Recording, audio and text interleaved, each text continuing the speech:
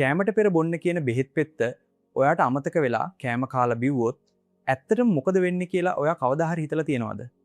ලංකාවේ ගොඩක් අය හිතන්නේ කෑමට කලින් බිව්වත් පස්සේ බිව්වත් කොහොම හරි බඩට ගියාම වැඩේ හරි කියලා. ඒත් ඒක සම්පූර්ණයෙන්ම වැරදි.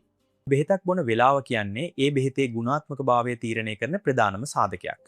අපි මුලින්ම බලමු කෑමට පෙර බොන බෙහෙත් ගැන.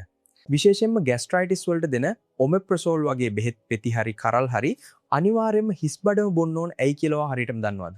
මේ බෙහෙත් වලින් කරන්නේ අපි කෑම කෑවම බඩේ හැදෙන සැර ඇසිඩ් එක පාලනය කරන එක. ඒකට බෙහෙත කලින්ම ගිහින් ඇඟට උරාගෙන තියෙන්න ඕනේ.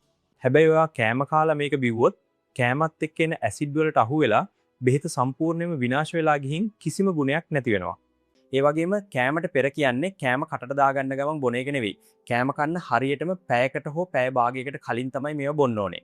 ඊළඟට අපි බලමු කෑමට පසුව බොන්න දෙන බෙහෙත් ගැන. විශේෂයෙන්ම ඇඟපත රිදෙනකොට බොන ප්‍රබල වේදනානාශක අයිති වෙන්නේ මේ කාණ්ඩයටයි. මේ වේදනානාශක වල තියෙන රසායනික ද්‍රව්‍ය ගොඩක් සැරයි. ඒ නිසා මේවා හිස්බඩ බිව්වොත් ආමාශයේ තියෙන සියුම් ආවරණය සම්පූර්ණයෙන්ම තුවාල වෙනවා. අන්න ඒ නිසා තමයි බඩේ තුවාල හැදෙන්නේ නැති වෙන්න කෑම වලින් බඩ පිරලා තියෙන වෙලාවටම මේ වේදනානාශක පෙති බොන්න උපදෙස් දෙන්නේ. හැබැයි මතක තියාගන්න කෑමට පසුව කියන්නේ කෑම කාලා පැය 2-3ක් ගියාට පස්සේ නෙවෙයි. කෑම කාලා විනාඩි 15ක් ඇතුළත මේවා බොන්න ඕනේ. නැත්තම් ඔයා බෙහෙත බොන වෙලාව වෙද්දී ආයෙමත් බඩ හිස් වෙලා අර මම කලින් කිව්වා වගේ බඩේ තුවාල හැදෙන්න ලොකු අවදානමක් තියෙනවා. ඒ නිසා ෆාමසියෙන් බෙහෙත් ගන්නකොට මේ බෙහෙත බොන්නේ කෑමට කලින්ද පස්සේද කියන එක ඖෂධ වේදියාගෙන් අහලා හරියටම දැනගන්නේ ගොඩක් වැදගත්.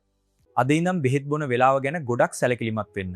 මොකද වැරදි වෙලාවට බොන නිවැරදි බෙහෙතකින් උනත් ඔයාගේ ඇඟට ලොකු හානියක් වෙන්න පුළුවන්. ලෙඩක් හොඳ කරගන්න ගිහින් තවත් ලෙඩක් හදාගන්න එපා. මේ වටිනා වීඩියෝ එකත් අනිවාර්යයෙන්ම ඔයාගේ යාළුවන් අතරේ ෂෙයා කරලා අපේ channel එකත් follow කරන්න.